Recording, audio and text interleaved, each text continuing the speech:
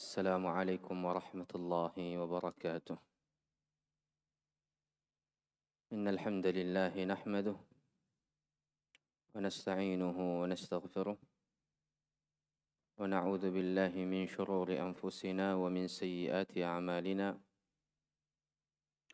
من يهده الله فلا مضل له ومن يضلل فلا هادي له.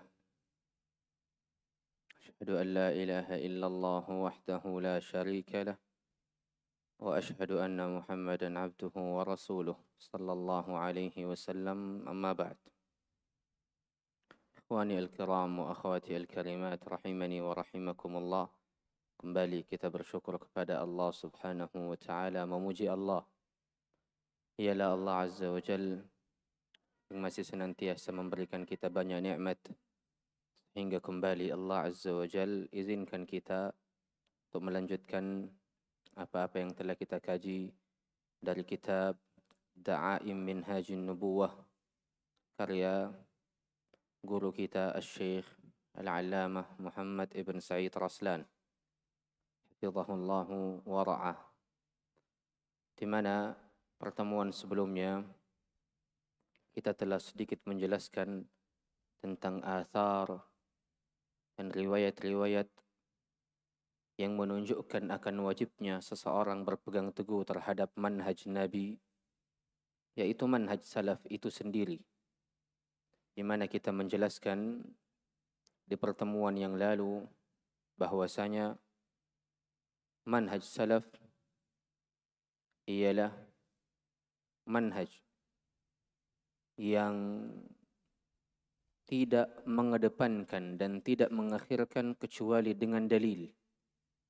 Adalah manhaj, konsep yang tidak menerima dan tidak menolak kecuali dengan bukti syar'i. Adalah konsep yang tidak menerima pendapat yang tidak mencocoki syariat dan tidak mengakui perasaan dan mimpi yang tidak memiliki bukti dari Al-Quran dan Sunnah. Inilah manhaj baginda Nabi alaihi salatu wassalam yang dibangun di atas keadilan, dibangun di atas kebenaran, dibangun di atas dalil, jauh daripada huru-hara akal-akal manusia. Nasallallahu as-salamata wal afiyah.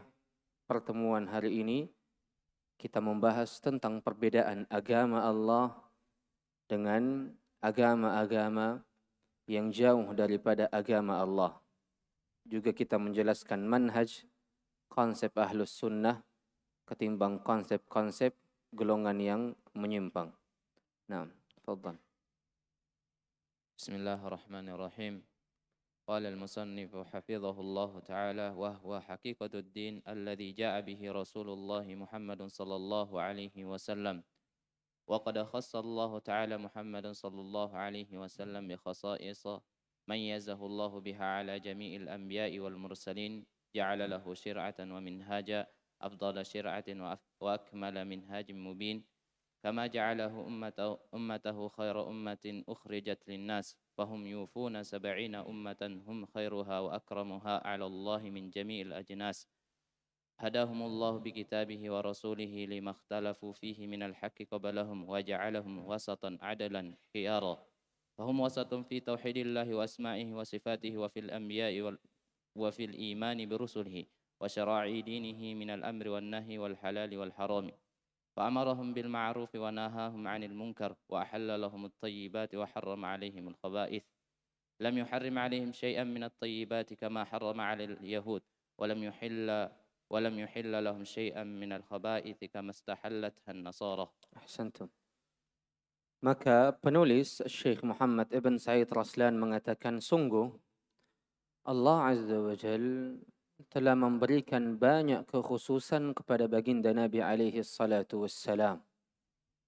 Bahkan Allah Azza wa Jal memberikan kekhususan yang berbeda pada diri baginda Nabi alaihi salatu wassalam atas seluruh para nabi dan para rasul.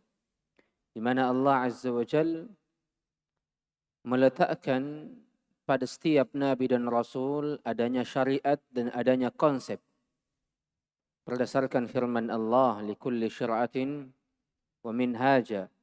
Maka Allah Azza wa Jal mengatakan di dalam Al-Quran, setiap umat, setiap kaum, setiap para nabi memiliki syariat dan memiliki konsepnya. Akan tetapi konsep baginda Nabi alaihi salatu wassalam adalah konsep yang terbaik. Manhaj baginda Nabi alaihi salatu wassalam adalah manhaj yang paling sempurna. Bagaimana kata penulis rahimahullah, Allah Azza wa Jal menjadikan umat baginda Nabi alaihi salatu wassalam sebagai sebaik-baik umat. Sebagai umat terbaik yang dikeluarkan untuk manusia. Maka umat baginda Nabi alaihi salatu wassalam adalah umat terbaik. Sebagaimana syariat Nabi alaihi salatu wassalam adalah syariat yang terbaik dan syariat yang paling sempurna. Makanya penulis rahimahullah mengatakan, fahum yufuna sab'ina ummatan. Mereka, yakni umat baginda Nabi alaihi salatu wassalam, yufun, menyempurnakan jumlah 70 umat. Hum khairuha. Mereka adalah umat terbaik. Wa akramuha ala Allah min jami'il ajnas. Dan mereka adalah umat yang paling mulia atas Allah dari seluruh umat-umat lainnya. Hadahumullahu bikitabih. Allah Azza wa Jalla berikan hidayah kepada umat tersebut dengan kitabnya, Al-Quran. Penutup para kitab-kitab sebelumnya. Penyempurna apa-apa yang kurang dari kitab-kitab sebelumnya. Dan Allah Azza wa Jalla memberikan hidayah, petunjuk kepada umat terbaik ini dengan Rasulullah sallallahu alaihi wasallam. Maka Rasulullah alaihi salatu wassalam dan juga Al-Quran menjadi hukum atas umat ini pada perkara-perkara yang mereka perselisihkan. Wa ja'alahum wasata. Allah Azza wa Jalla jadikan umat ini sebagai umat pertengahan antara dua kelompok yang menyimpang. Ada kelompok yang ekstrim, ada kelompok yang bermudah-mudahan. Umat ini, umat baginda Nabi alaihi salatu wassalam dijadikan sebagai umat yang selalu berada di pertengahan. Adla, umat yang adil dari segala sisi. Khiyara, umat yang terpilih. Maka kita ini bahagian dari orang-orang yang Allah Azza wa Jalla pilih untuk menjadi bahagian dari umat baginda Nabi alaihi salatu wassalam. Maka ini tambahan kemuliaan pada diri-diri orang-orang yang beriman kepada baginda Nabi alaihi salatu wassalam. Mereka adalah orang-orang terpilih. Makanya orang-orang yang beriman kepada Nabi adalah orang-orang yang spesial di sisi Allah. Orang-orang pilihan. Karena ada berapa banyak manusia di dunia ini tak dipilih oleh Allah Subhanahu wa taala untuk menjadi bahagian dari orang-orang yang mencintai dan mengikuti konsep Nabiullah Muhammad alaihi salatu wassalam. Kemudian penulis mulai menjelaskan tentang bagaimana umat baginda Nabi alaihi salatu wassalam itu berada di pertengahan dari umat-umat lainnya yang menyimpang. Kata penulis, fahum wasat. Mereka adalah orang-orang pertengahan dalam bab mentauhidkan Allah, dalam bab nama-nama dan sifat-sifat Allah, dalam bab keimanan kepada Rasulnya, dalam bab syariat-syariat agamanya, baik dari sisi perintah ataupun dari sisi larangan, baik dari sisi yang halal ataupun dari sisi yang haram. Kemudian kata penulis rahimahullah, fa'amarahum bil ma'ruf. Allah Azza wa Jalla perintahkan mereka dengan kebaikan. Karena ma'ruf ialah makna dari al-bir. Al-ma'ruf maknanya sama dengan lafaz al-bir. Wa kalimatul bir, kata al-bir, kata para ulama, kalimatun jami'atun likulli khair. Kata yang mengandung tentang segala hal yang berkaitan dengan kebaikan. Maka ini ma'ruf namanya. Ini ma'ruf namanya. Sama dengan al-bir. Maka al-ma'ruf ialah segala hal yang berkaitan dengan kebaikan yang Allah Azza wa Jalla cintai dan ridai. Kemudian kata penulis, wa nahahum 'anil munkar. Allah Azza wa Jalla melarang mereka dari kemungkaran. Wa ahalla lahumut thayyibat. Allah halalkan bagi mereka perkara-perkara yang baik. Wa harrama 'alaihimul khaba'ith. Dan Allah haramkan atas mereka perkara-perkara yang buruk. Lam yuharrim 'alaihim syai'an minat thayyibat. Umat baginda Nabi alaihi salatu wassalam tidak ada sesuatu yang berkaitan dengan kebaikan, sesuatu yang berkaitan dengan perkara-perkara yang baik yang Allah haramkan. Kama harrama 'alal yahud. Sebagaimana pada diri umat Yahudi, Allah Azza wa Jal melarang mereka, mengharamkan atas mereka beberapa hal yang berkaitan dengan kebaikan. Ini perbedaan pertama antara umat baginda Nabi alaihi salatu wassalam dan umat Yahudi. Di mana umat baginda Nabi alaihi salatu wassalam tidak ada sesuatu pun dari perkara-perkara kebaikan yang Allah haramkan atas mereka. Berbanding terbalik dengan kaum Yahudi. Allah Azza wa Jalla haramkan atas mereka beberapa hal yang berkaitan dengan kebaikan.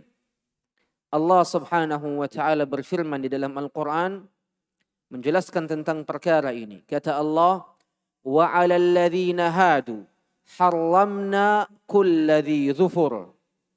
Kata Allah di dalam Al-Quran, dan kepada orang-orang Yahudi, atas orang-orang Yahudi kami haramkan segala binatang yang berkuku.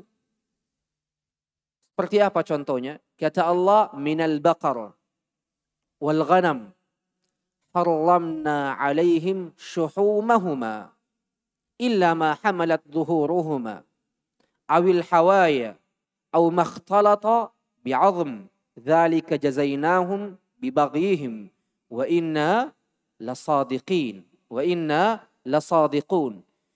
Allah Azza wa Jalla firmankan di dalam Al-Quran menjelaskan tentang bagaimana Allah mengharamkan beberapa kebaikan atas kaum Yahudi yang tidak diharamkan kepada umat baginda Nabi alaihi salatu wassalam. Kata Allah, dan atas orang-orang Yahudi, kepada orang-orang Yahudi kami haramkan atas mereka segala binatang yang berkuku, dari sapi dan domba. Kami haramkan atas mereka lemak dari kedua binatang itu. Sedangkan lemak sapi halal bagi kaum muslimin. Tapi Allah haramkan bagi mereka. Kecuali, kata Allah di dalam Al-Quran, kecuali lemak yang melekat di punggung keduanya. Atau di perut besar. Atau usus. Atau yang bercampur dengan tulang. Kata Allah, demikianlah jazainahum bibaghihim. Kami hukum mereka disebabkan kedurhakaan mereka. Wa inna lasadiqun. Dan sungguh kami adalah zat yang maha benar. Maka ini bukti bahwasanya Allah Azza wa Jalla mengharamkan beberapa kebaikan atas kaum Yahudi. Dan tidak mengharamkannya atas kaum muslimin. Bagaimana yang dikatakan oleh penulis hafizahullah. Kemudian beliau melanjutkan, walam yuhilla lahum syai'an minal khaba'ith kama istahallatha an-nasara. Dan kaum muslimin, Allah tidak halalkan bagi mereka sesuatu yang berkaitan dengan keburukan. Sebagaimana orang-orang Nasrani menjadikannya halal. Khamr, khinzir, khamr, minuman keras, babi. Allah haramkan untuk kaum muslimin. Dan Allah tidak menghalalkan untuk kaum muslimin. Mengapa? Ada keburukan di dalamnya. Maka Allah tidak menghalalkan sesuatu yang memiliki keburukan atas orang-orang muslim, orang-orang Islam. Sebagaimana hal tersebut dijadikan sebagai bahagian dari kehalalan dari orang-orang Nasrani. Mereka yang membuatnya halal. Khamar dijadikan halal atas mereka. Kemudian khinzir, daging babi dijadikan halal atas mereka. Maka ini perbedaan yang paling jelas antara kaum muslimin dari kaum Yahudi dan kaum Nasrani. Berada selalu pada jalur pertengahan. Nah. أحسن الله إليك. قال المصنف حفظه الله ولم يضيق عليهم باب الطهارة والنجاسة كما ضيق على اليهود ولم يرفع عنهم طهارة الحدث والخبث كما رفعته النصارى فلا يجيبون الطهارة من الجنابة ولا الوضوء للصلاة ولا اجتناب النجاسة في الصلاة بل يعد كثير من عباده مباشرة النجاسات من أنواع القرب والطاعات حتى يقال في فضائل الراهب له 40 سنة ما مس الماء ولهذا تركوا الختان مع أنه شرع إبراهيم الخليل عليه الصلاة والسلام وأتباعه. Hasbuk. Kata penulis rahimahullah, Allah Azza wa Jal tidak menyempitkan atas orang-orang muslim bab taharah, tata cara bersuci, dan bab najasah tidak sempit pada diri orang-orang muslim. Kama dhayyaqa 'ala al-yahud. Adapun orang-orang Yahudi dipersempit bab ini pada mereka. Walam yarfa' anhum taharatul hadathi wal khabath. Kata penulis rahimahullah, dan taharatul hadathi wal khabath itu tidak terangkat pada diri orang-orang yang beriman sampai mereka membersihkannya. Kama rafa'athu an-nasara. Adapun orang-orang Nasrani belum membersihkan najasah, belum mengangkat hadasnya, mereka sudah menganggapnya terangkat. Maka kaum muslimin tidak dipersempit bab tahara dan bab najasah pada diri mereka. Sebagaimana orang-orang Yahudi dipersempit atas bab tersebut. Adapun orang-orang Nasrani belum mengangkat hadasnya, belum membersihkan najisnya, mereka sudah anggap terangkat dan mereka sudah anggap bersih. Berbeda dengan orang-orang Muslim. Orang-orang Islam benar-benar baru menganggap hadas ataupun najis itu terangkat setelah mereka benar-benar yakin akan terangkatnya. Makanya datang satu konsep dalam bab najasah ataupun bab taharah tentang konsep al-yaqinu la yazulu bisyak. Keyakinan itu tidak hilang dan tidak gugur disebabkan karena keraguan. Karena umat Islam baru menganggap terangkatnya hadas ketika ia benar-benar yakin. Dan hilangnya hadas ketika ia benar-benar yakin. Ini konsep Islam. Adapun orang-orang Nasrani tidak. Makanya kata penulis, la yujibuna at-taharata minal janabah. Orang-orang Nasrani ini, saking ekstrimnya, mereka tidak mewajibkan bersuci dari junub. Walal wudu' lis-salah. Bahkan mereka tidak wajibkan adanya wudu untuk salat. Kaum muslimin, baginda Nabi alaihi salatu wassalam bersabda di dalam sebuah hadis, la yaqbalu Allahu salata ahadikum idza ahdatha hatta yatawadda. Allah tidak akan menerima salat salah seorang di antara kalian dalam keadaan hadas sampai dirinya bersuci. Maka yatawadda di sini maknanya yatatahhar, bersuci. Entah dengan debu ataupun entah dengan air.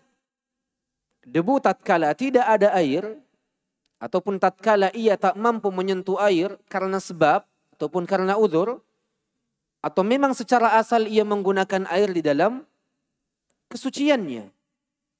Maka ini perbedaan yang sangat jelas antara orang-orang muslimin dari orang-orang Nasrani. Bahkan kata penulis menjelaskan sebuah hakikat.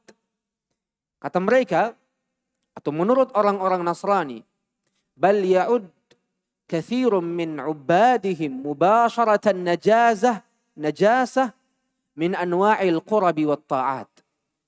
Kebanyakan dari orang-orang Nasrani, orang-orang yang gemar beribadah dari kalangan orang-orang Nasrani, bersentuhan langsung dengan najis, bahagian dari bentuk kedekatannya kepada Allah. Bahagian dari ketaatannya kepada Allah. Sampai kata penulis dikatakan dalam buku-buku mereka. Dikatakan dalam buku-buku mereka tentang keutamaan ar-rahib. Apa itu ar-rahib? Pendeta-pendeta kaum Nasrani. Ataupun orang-orang yang berada dalam gereja-gereja mereka. Di antara keutamaan mereka, dengarkan. Kata penulis, lahu arba'una sanah ma massal ma. Mereka selama 40 tahun tidak pernah menyentuh air. Ini di antara keutamaan mereka. Saking tidak wajibnya bersih, suci dari janabah, dari najas, ataupun dari kotoran, ada keyakinan-keyakinan mereka. Sampai menurut mereka, siapapun yang paling lama tidak menyentuh air, maka ialah orang-orang terbaik. Ini apa? Ini jauh daripada hakikat sikap pertengahan. Jauh daripada ajaran Allah dan jauh daripada ajaran Rasulnya. Bahkan orang-orang Nasrani menganggap bahwasanya nabinya adalah Isa alaihi salam. Bahkan mereka meyakini Ibrahim alaihi salam. Bersamaan dengan keyakinannya kepada Ibrahim, bersamaan dengan pengetahuannya bahwasanya khitan, sunnat, bahagian dari syariat Ibrahim, malah mereka meninggalkannya. Karena mereka tidak melihat adanya kesucian dan wajibnya suci pada perkara-perkara najis, ataupun perkara-perkara kotoran, ataupun perkara-perkara hadas. Maka ini perbedaan yang sangat jelas antara umat Islam dan umat-umat lainnya. Maka penulis di bab ini, paragraf ini, ingin menjelaskan kepada kita, ikhwani al-kiram, tentang bagaimana indahnya syariat Islam, bagaimana sempurnanya sifat umat Islam daripada umat-umat lainnya. Di mana orang-orang Nasrani tidak melihat akan wajibnya bersuci dari junub. Sampai dikatakan 40 tahun tidak menyentuh air, bahagian dari keutamaan. Sampai mereka meninggalkan khitan, sunnat. Bersamaan dengan pengetahuan mereka bahwasanya ini adalah syariat Ibrahim alaihissalam dan para pengikutnya. Dan tab'an, seperti yang kita ketahui bersama, maklumi bersama, khitan di dalam syariat Islam itu wajib untuk laki-laki. Dan untuk wanita, wallahu a'lam, pada pendapat yang kami pilih ialah akan wajibnya. Berdasarkan persaksian banyak dalil tentang perkara ini. Berdasarkan persaksian banyak dalil tentang perkara ini. Walaupun sebagian para ulama dalam menjaga bab amanah ilmiah mengatakan bahwasanya untuk wanita ini ada khilaf di kalangan para ulama. Sebahagian mereka menganggapnya wajib, sebahagian yang lain menganggapnya sunnah. Ini perkara yang berkaitan dengan khitan untuk wanita. Sebahagian menganggapnya wajib, sebahagian menganggapnya sunnah. Tapi wallahu alam, kami condong kepada pendapat akan wajibnya. Karena baginda Nabi alaihi salatu wassalam bersabda dalam sebuah hadis yang diriwayatkan oleh Aisyah radhiyallahu anha dan juga diriwayatkan oleh Abu Hurairah radhiyallahu anha, radhiyallahu an. Di mana baginda Nabi alaihi salatu wassalam bersabda, khamsun minal fitrah. Khamsun minal fitrah. Ada 5 perkara dari hal-hal yang berkaitan dengan fitrah manusia. Berkaitan dengan fitrah manusia. Salah satu di antara kelima itu ialah al-khitan. Ialah al-khitan. Di mana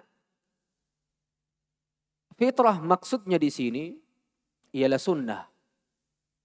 Dan sunnah di sini ialah konsep baginda Nabi alaihi salatu wassalam. Bukan makna sunnah di sini adalah apa-apa yang memiliki makna yang sama dengan wajib, tidak. Tapi khamsun minal fitrah, al-fitrah di sini sunnah. Yakni konsep baginda Nabi alaihi salatu wassalam. Salah satu di antaranya ialah al-khitan. Salah satu di antaranya ialah al-khitan. Belum lagi Allah Azza wa Jalla berfirman, "Tsumma awhayna ilaika an ittabi' millata Ibrahim hanifan wa ma kana minal musyrikin." Kami wahyukan kepada kalian, kepada engkau wahai Muhammad, dan tentunya umat engkau wahai Muhammad, untuk mengikuti agama Ibrahim yang hanif, wa ma kana minal musyrikin. Dan sekali-sekali tidak, Ibrahim bukanlah bahagian dari orang-orang musyrikin. Maka Allah memerintahkan baginda Nabi alaihi salatu wassalam untuk mengikuti agamanya Ibrahim. Dan min syariat Ibrahim, dari syariatnya Nabiullah Ibrahim ialah al-khitan. Ialah al-khitan. Maka ini hal yang berkaitan dengan khitan. Belum lagi baginda Nabi alaihi salatu wassalam bersabda dalam sebuah hadis, "Ikhtatana Ibrahim an-Nabiy alaihi salam wa huwa ibnu 80 sanah."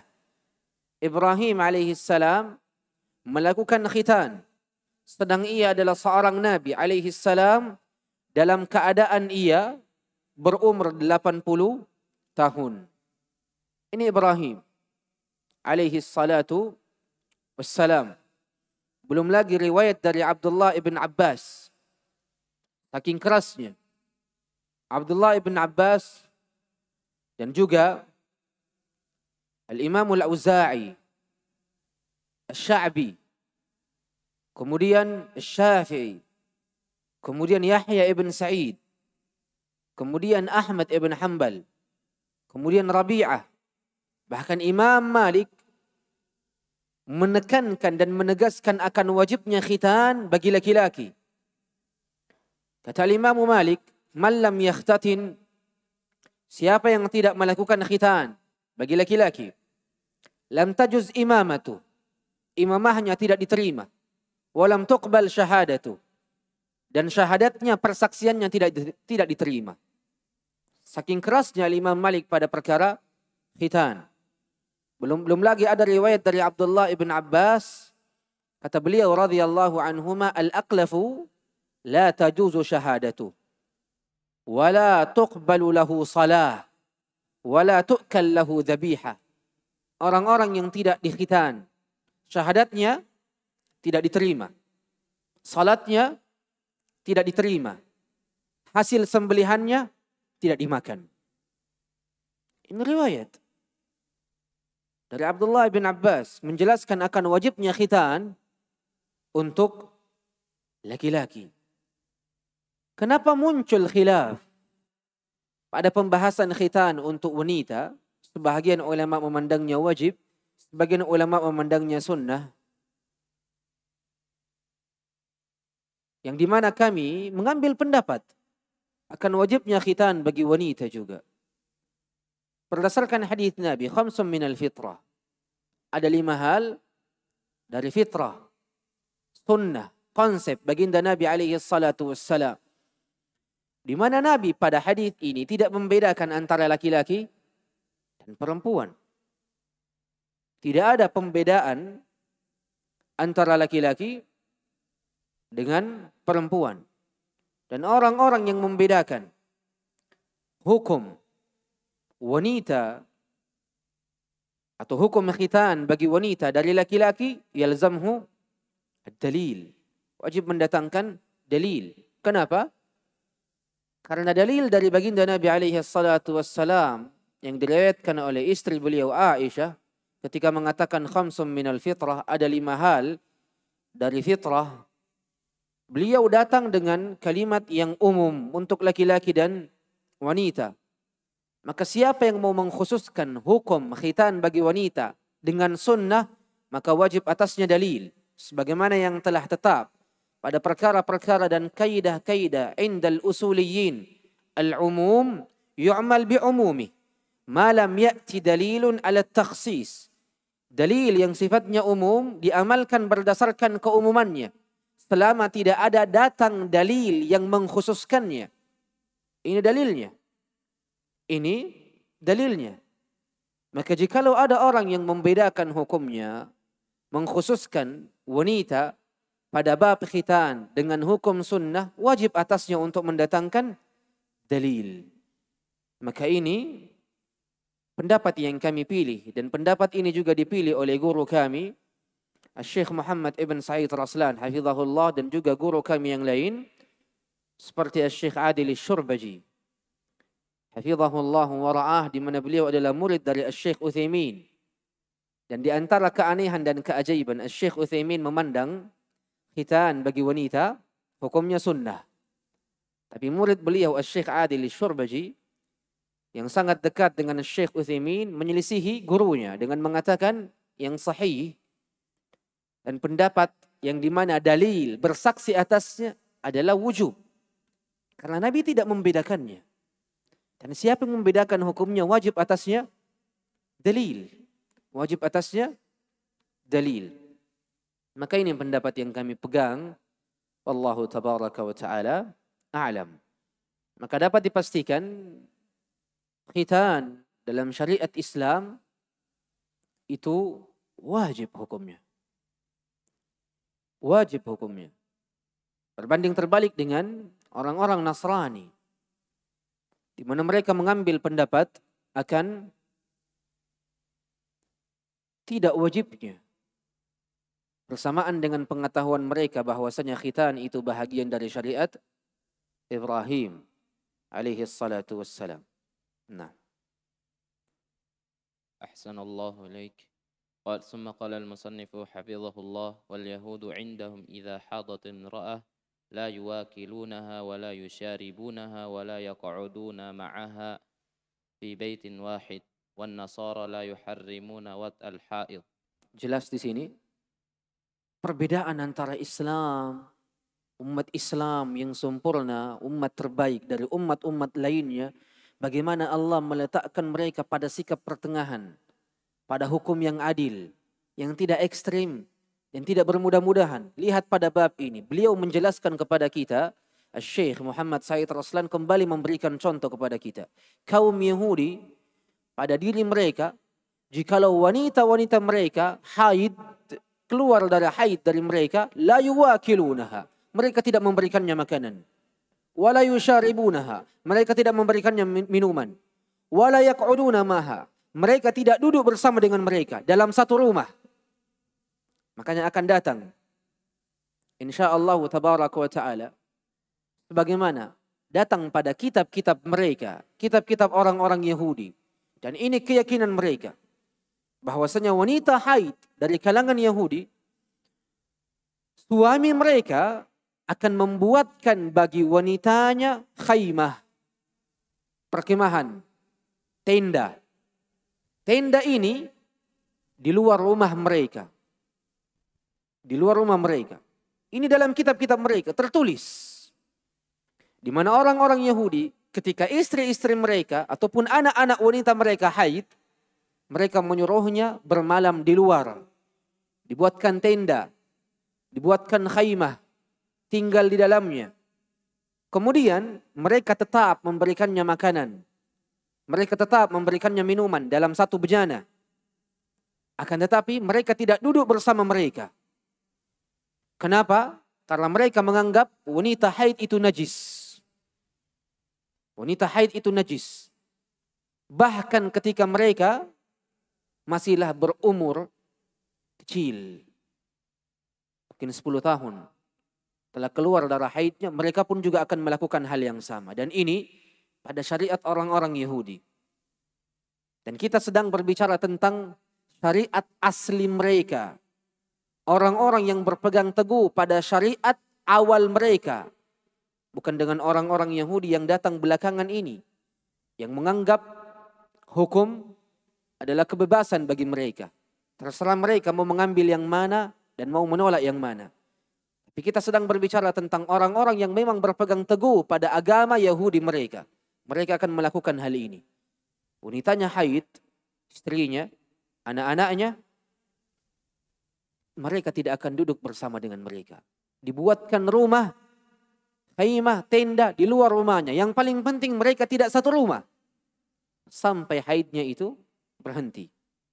Bayangkan bagaimana ekstrimnya dan menyimpangnya orang-orang Yahudi. Berbeda dengan orang-orang Nasrani. Sikapnya bermudah-mudahan. Apa yang mereka lakukan? Mereka tidak mengharamkan bersetubuh dengan wanita haid. Mereka tidak mengharamkan melakukan jima', hubungan badan dengan wanita yang haid. Islam berada pada pertengahan. Wanita haid menurut Islam tidak najis. Boleh bersalaman dengan mereka. Boleh berbicara dengan mereka. Boleh makan bersama dengan mereka. Boleh minum dari bekas mereka. Boleh duduk bersama dengan mereka dalam satu rumah. Karena baginda Nabi alaihi salatu wassalam bersabda, al-mu'minu la yanjus. Orang-orang beriman ini tidak najis. Secara diri-diri mereka. Secara zahir mereka. Tidak najis. Maka boleh duduk bersama dengan wanita haid. Dan ini hukum Islam. Berbanding terbalik dengan hukum Yahudi. Dan hukum Islam mengharamkan menyetubuhi wanita yang haid. Haramnya haram yang sementara sampai wanita itu bersih. Disebabkan karena haid bahagian dari darah yang kotor. Bahagian dari perkara-perkara yang memiliki keburukan. Sehingga diharamkan atas umat Islam. Berbanding terbalik dengan kaum Nasrani. Menghalalkannya. Menghalalkan dan tidak mengharamkan menyetubuhi wanita yang haid.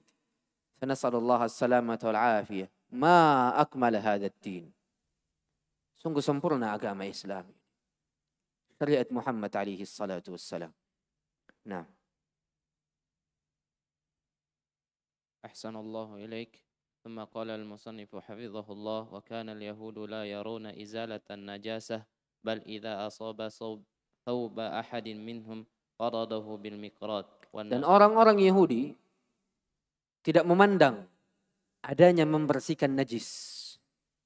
Tidak memandang adanya membersihkan najis. Dan kata penulis Syekh Raslan hafizahullahu wara'ah, kata beliau, ketika pakaian salah seorang di antara orang-orang Yahudi terkena najis. Terkena najis. Apa yang mereka lakukan? Mereka tidak membersihkannya. Apa yang mereka lakukan? Kata penulis, qarradahu bil miqrad. Ia gunting dengan gunting. Ia hilangkan dengan gunting. Maka pakaian ini terkena najis, ia tidak bersihkan, langsung dibuang, langsung digunting. Saking tidak adanya pada keyakinan mereka, pada syariat mereka, tata cara membersihkan najis. Dan ini datang dari athar Abdullah ibn Mas'ud dalam riwayat Al-Imam Ahmad. Di mana Al-Imam Ahmad meriwayatkan dari Abdullah ibn Mas'ud, di mana riwayat ini sanadnya sahih sampai kepada Abdullah ibn Mas'ud. Mauqufan. Kata Abdullah ibn Mas'ud, kan idza asaba thawba ahadihim najasah. Jikalau najis mengenai pakaian-pakaian mereka, yakni orang-orang Yahudi, qarradahu bil miqrad. Mereka membuangnya dengan gunting. Yakni mengguntingnya dengan gunting. Kemudian membuangnya. Wa idza waqa'a ahadihim fi ma'asiyah asbaha wa kaffaratuha ala babi dari. Kalau salah seorang di antara mereka terjatuh ke dalam kemaksiatan, maka kafaratnya esok pagi telah berada di depan rumahnya. Ajib. Kalau ia melakukan dosa, ia dapat menghapus dosanya seorang diri. Mensucikan dirinya secara langsung dari dosa tersebut di keesokan paginya. Ini orang-orang Yahudi. Dan athar ini sahih dari Abdullah ibn Mas'ud secara mauquf. Tapi ini bab dari bab-bab yang berkaitan dengan ilmu al-ghaib. Dan para sahabat ketika berbicara tentang perkara-perkara yang gaib, walaupun sanadnya sahih secara mauquf, tapi ia memiliki hukum marfu'. Ini hukum asal dari kaidah-kaidah para ulama. Nah. Ahsanallahu ilaik. ثم قال المصنف حفظه الله والنصارى ليس عندهم شيء نجس يحرم أكله أو تحرم الصلاة معه. Dan orang-orang Nasrani tidak memiliki sesuatu yang najis untuk dimakan.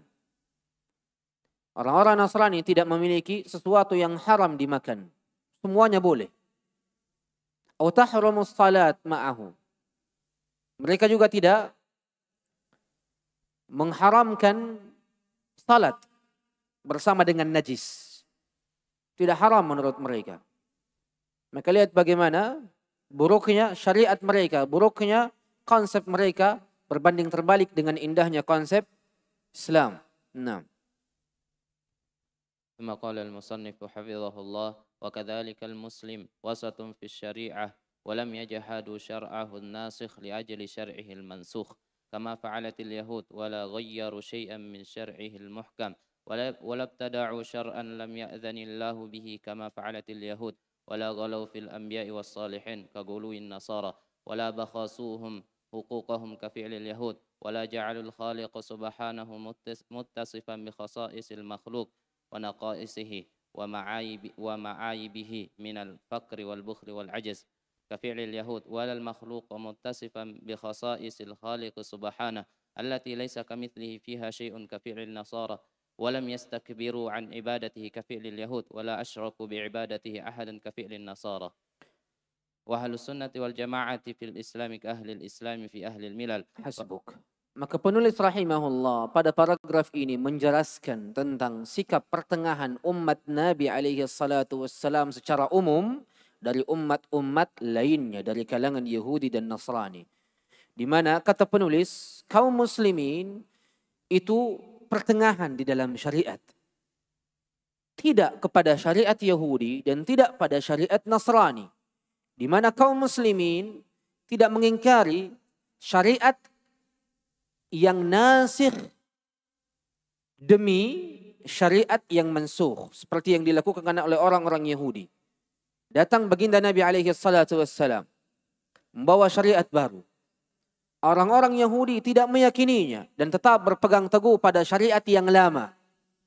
Adapun umat Islam datangnya syariat yang nasikh, yang baru dari Allah melalui baginda Nabi alaihi salatu wassalam itu diterima secara total, secara sempurna. Diterima secara total dan secara sempurna tanpa meninggalkan syariat yang lama selama syariat yang lama mencocoki syariat yang baru. Dan inilah yang kita kenal dengan syariatu man qablana. Syariat umat-umat terdahulu selama mencocoki syariat Islam, maka kita pun menerimanya. Maka umat Islam tidak menolak syariat orang-orang terdahulu, syariat kaum terdahulu secara total. Mereka hanya menerima syariat umat-umat terdahulu selama mencocoki syariat baginda Nabi alaihi salatu wassalam. Dan bagaimana umat Islam tidak mengganti, tidak merubah sesuatu dari syariatnya. Sebagaimana yang dilakukan oleh orang-orang Nasrani, merubah, mengganti, membuat sesuatu yang baru dalam syariat mereka yang tidak diizinkan oleh Allah Subhanahu wa ta'ala. Dan bagaimana orang-orang Yahudi dan orang-orang Nasrani memiliki ghulu, sikap berlebihan, sikap ekstrim pada nabi-nabi mereka dan pada orang-orang saleh mereka. Makanya baginda Nabi alaihi salatu wassalam berdoa kepada Allah untuk melaknat kaum Yahudi dan melaknat kaum Nasrani. Kata baginda Nabi alaihi salatu wassalam, la'anallahu al-yahuda wan nasara ittakhadhu qabur anbiya'ihim masajid. Semoga Allah Azza wa Jalla melaknat kaum Yahudi dan melaknat kaum Nasrani yang telah menjadikan kuburan-kuburan nabinya sebagai masjid-masjid mereka, sebagai tempat-tempat sesembahan mereka. Kemudian kata Nabi alaihi salatu wassalam, wa inni la'anhaakum an dhalik. Dan sungguh aku telah melarang kalian dari perkara ini. Mengambil kuburan para nabi sebagai tempat-tempat ibadah. Sebagai tempat-tempat ibadah. Orang-orang Nasrani mengatakan bahwasanya Isa huwa Allah. Isa adalah Allah. Ini sikap ghulu terhadap para nabi dari nabi-nabi Allah Subhanahu wa ta'ala. Ta'ala Allahu amma yaqulun. Maha suci Allah dari apa-apa yang mereka ucapkan. Wala bakhasuhum huquqahum. Kafi'lil Yahud. Dan orang-orang Yahudi bakhasuhum huquqahum. Menjauhkan para nabi dari hak-hak mereka. Apa orang-orang Yahudi katakan terhadap para nabi? Isa ibnu zina. Orang-orang Yahudi mengatakan Isa alaihi salam adalah anak zina. Berbanding terbalik dengan ucapan orang-orang Nasrani, Isa adalah Tuhan. Adapun umat Islam berada pada konsep pertengahan. Sawwadallahu wujuhahum fid dunya wal akhirah. Semoga Allah Azza wa Jalla menghitamkan wajah-wajah mereka di dunia dan di akhirat atas ucapan-ucapan ghulu mereka terhadap Nabiullah Isa alaihi salam. Dan umat Islam tidak menjadikan Sang Khalik pada sifat-sifat khusus makhluk. Umat Islam tidak memberikan kepada Sang Khalik kekurangan-kekurangan ataupun aib-aib seperti apa-apa yang dikatakan oleh orang-orang Yahudi, di mana orang-orang Yahudi mengatakan bahwasanya Allah itu fakir, Allah itu bakhil, Allah itu ajiz. Umat Islam berbeda, memberikan sifat-sifat kepada Allah sesuai dengan sifat-sifat yang agung bagi dirinya. Adapun orang-orang Yahudi memberikan pada Allah sifat-sifat yang sama dengan sifat-sifat makhluk, seperti kebakhilan, seperti ketidakmampuan, dan seperti kefakiran. Apa yang orang-orang Yahudi ucapkan? Allah Azza wa Jalla firmankan di dalam Al-Quran, وَقَالَتِ الْيَهُودِ يَدُ اللَّهِ مَغْلُولَةً. Ini ucapan mereka. Orang-orang Yahudi mengatakan tangan Allah terikat. Ghullat aydihim.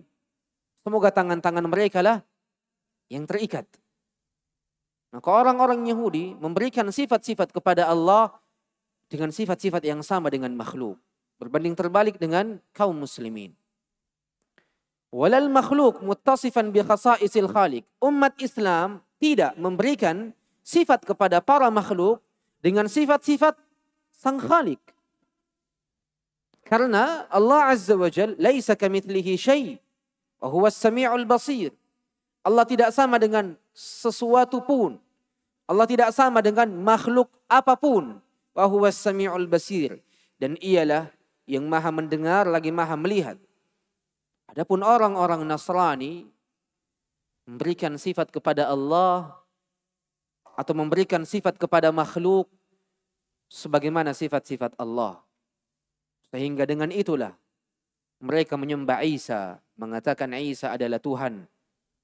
Mereka menyekutukan Allah karena mereka memberikan kepada makhluk sifat-sifat khusus yang hanya dimiliki oleh Allah Subhanahu wa ta'ala. Maka ini penjelasan dari penulis rahmatullahi tabaraka wa ta'ala alaihim ajma'in tentang sikap pertengahan yang dimiliki oleh umat Islam dari umat-umat lainnya. Fanas'alullaha as-salamata wal afiyah.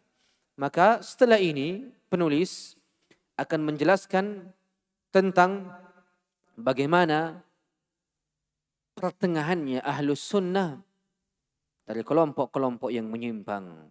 Setelah penulis menjelaskan sikap pertengahan umat Islam dari kelompok-kelompok lainnya, maka beliau akan beralih kepada sikap pertengahan, konsep pertengahan yang adil yang dimiliki oleh Ahlus Sunnati wal Jamaah dari kelompok-kelompok sesat yang menyimpang darinya, seperti pada bab sifat-sifat Allah, pada bab iman, pada bab takdir dan ketentuan Allah, pada bab perbuatan-perbuatan Allah dan selainnya, bahkan pada bab janji dan hukuman Allah akan dijelaskan oleh penulis rahimahullahu wa hafizah wa ra'ahu wa waffaqah, yang insyaallah tabaraka wa ta'ala kita akan jelaskan di pertemuan yang akan datang. Dan saya meminta maaf atas cepatnya majelis ini berlalu disebabkan karena ada satu urusan yang mendesak yang harus saya selesaikan di jam 5 insyaallah. Maka kita lanjutkan apa-apa yang tersisa pada konsep pertengahan Ahlus Sunnah daripada selayunnya di pertemuan yang akan datang. Aqulu ma tasma'un, aqulu qawli hadza astaghfirullah li wa lakum. Subhanakallahumma bihamdik, asyhadu an la ilaha illa ant, astaghfiruka wa atubu ilaik. Assalamualaikum warahmatullahi wabarakatuh.